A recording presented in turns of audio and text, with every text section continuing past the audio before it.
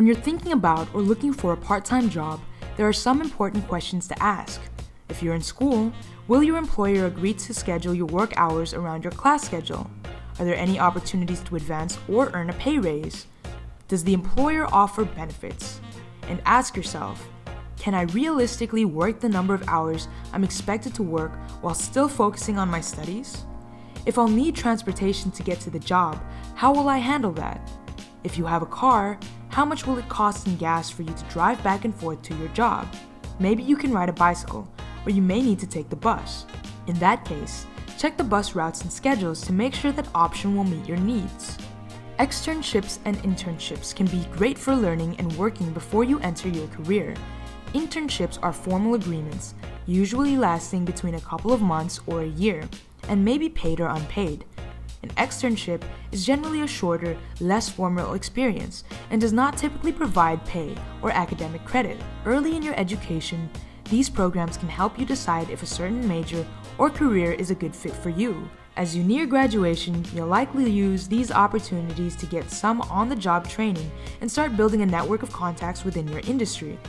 Internships may be unpaid, so it's important to think about whether the potential long-term payoff is worth the short-term lack of pay. If you decide to look for an intern or externship, talking with staff in your career services area or your academic advisor may be a good place to start. Professors in your area of study may also be able to provide some suggestions or leads. An online search will turn up numerous opportunities and resources in finding an intern or externship. If you have family or friends who are involved in a career you're interested in, you may ask them if they're aware of any opportunities. Whatever approach you take, be proactive. Many of these programs are very competitive. Earning a salary. If you are or will be looking for a job that pays a salary, whether it's your first job after college or you're looking to switch careers, there are some things to know about how salaried or exempt jobs work. If you've only had jobs that paid by the hour in the past, there are some big differences to be aware of as you look for your dream job.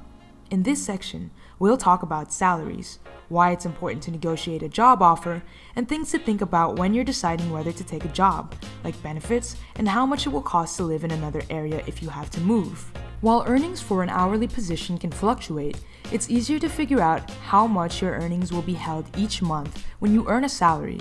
Simply divide the annual salary by 12. If you're paid twice a month, then you divide your annual salary by 24. What if you'll be paid bi-weekly or every other week? This is less common than getting paid once or twice a month, but it's still important to know how to figure out what you make per pay period if this is the case for you. Since there are 4 weeks in a month, you might think that would be 2 pay periods per month times 12 months per year equals 24 pay periods. The answer is no, because the months vary in length. For example, February is a short month and July is a long month. On average, there are about 4.33 weeks per month. Here's an easy way to figure it out. 52 weeks per year divided by 2 equals 26 pay periods. Divide your annual salary by 26 to calculate your approximate bi-weekly salary.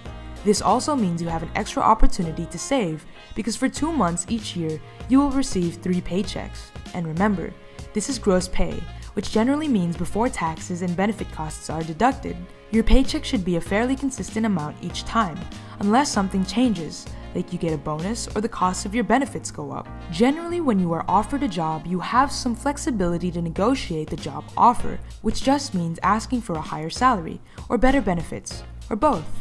When an employer offers you a job, they'll tell you how much they're willing to pay you, but your new employer may expect you to negotiate with a counteroffer. It's important to negotiate for a higher base pay because other benefits may be calculated as percentage of your base pay. Base pay just means your salary, not including things like bonuses or commissions. Raises, retirement contributions, and other benefits are often based on a percentage of base pay. If you're not sure about whether it's appropriate to negotiate for a specific job, check with your career services on campus. Don't feel pressured to decide on a job offer as soon as it's offered. It's okay to ask for some time to think it over before you accept or decline the offer. Before you ask for a higher salary, do some research on average and entry-level salaries for your career.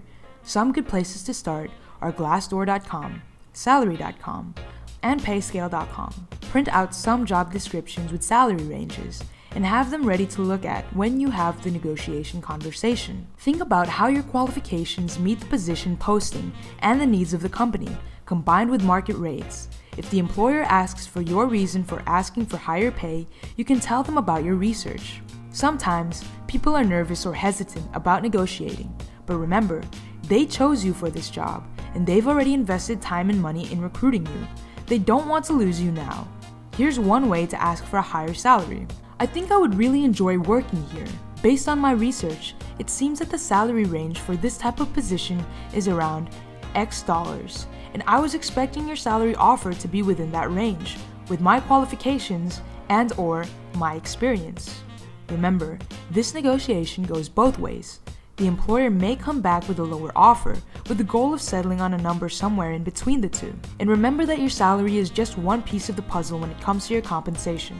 If you aren't very successful at getting a salary increase, you can ask for other benefits, like more paid time off, or for the company to reimburse your business-related expenses, such as parking or your cell phone, for a flexible work schedule, or funding to attend conferences and career-related training.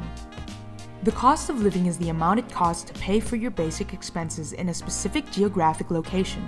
This includes things like housing, food, transportation, and fuel, as well as utilities and healthcare. Pay scales will be different in different cities and states.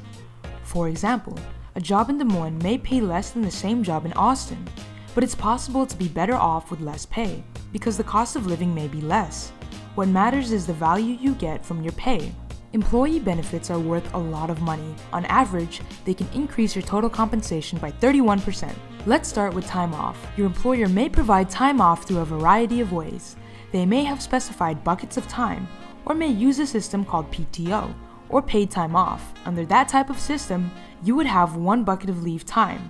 Policies may vary, but in any given case, with PTO, it might not matter whether you spent your days at home with the flu or on vacation at the beach. Often the amount of leave you accrue increases over time. Being allowed to take an unpaid leave of absence is not generally guaranteed, with the exception of the Family and Medical Leave Act, or FMLA, which keeps qualified employees from losing their jobs when they need to care for a sick or injured family member or a new baby. Exempt positions generally provide various types of wellness insurance, including health, often vision and dental, and may offer short or long-term disability insurance. After you are hired, you will have the opportunity to choose which insurance benefits you want, and you will have a certain time during the year for making changes to your choices. Retirement may be a long way off for you, but it's never too early to start planning. There are two categories of retirement plans. Defined benefit plans pay a retirement benefit based on a formula that considers factors like your length of employment, age, and salary. You may have heard these plans called pension plans. With a pension plan, when you retire, you know in advance how much money you'll receive each month. But generally, defined benefit plans do not include cost of living increases or increases in benefits due to inflation. Under a defined contribution plan, essentially a savings account for retirement, money from your pay is deposited to a retirement account in your name. The value of the account can increase or decrease depending on how well the money was invested. If you've heard of 401k, 457, or 403b plans, those are examples of defined contribution plans. Under these plans, you will not know how much of your monthly income will be after you retire, because these plans are made up of investments, which can lose or earn money over time. Under some defined contribution plans, an employer match offers a way for workers to receive more money for retirement. An employer match means that when you contribute to your defined contribution plan, your employer also contributes an amount, generally some percentage of what you contribute. Employers don't have to provide this match, and when they do, the matching amounts vary from plan to plan. Some employers might match 50% or even 100% of your contribution up to some maximum amount. Let's see how this works. Assume you contribute a certain amount to a defined contribution plan, and your employer offers to match 50% of that contribution up to a limit. In this example, that limit is 3% of your pay. If you make $30,000 per year, the maximum employer match of 3% would equal $900. Now let's look at some numbers. Let's say you put $1,500 of a $30,000 salary into the account. Since your employer matches 50% of that, there is an additional amount of $750 going into that account. In this example, could you have received even more money by changing your investing strategy? If you had contributed $1,800 instead of $1,500, your employer would have put in more money. Since you have now put in $1,800, which is $300 more than you contributed before, you will now receive the maximum possible employer match. In this case, the employer's matching contribution would be 50% of the $1,800 you contributed, for a dollar amount of $900. By increasing your contribution, you have also increased the employer's match and received $150 more than you would have before. Employers may offer many other benefits listed here, ranging from tuition reimbursement to flexible work hours. If you are in a sales position, you may earn a commission. Commissions are a percentage or a set amount your employer may offer for reaching a sales goal. You may also earn bonuses if the company does well. In comparing job offers, we've learned that you need to think about salary, cost of living, and benefits. But depending on your circumstances, you may also want to consider additional factors. If you have to relocate to take this job, how much will that cost? Would the employer be willing to assist with relocation expenses? What is the employee vesting schedule? In other words, how long will you have to work at the company before you own certain benefits, such as shares of stock or employer contributions to your retirement account? If you have a spouse, partner, and/or child, the employer may offer insurance coverage to them as well, but often at additional cost. How much would that cost be? Whether you have to relocate or not, what will that commute be like? You can use an online map tool to estimate the average travel times. In some large cities, parking or toll roads can be very expensive, so be sure to take that into account when thinking about salary offers. Also look into other transportation options, such as trains, buses, and undergrounds. Take a look at the resources provided for more review.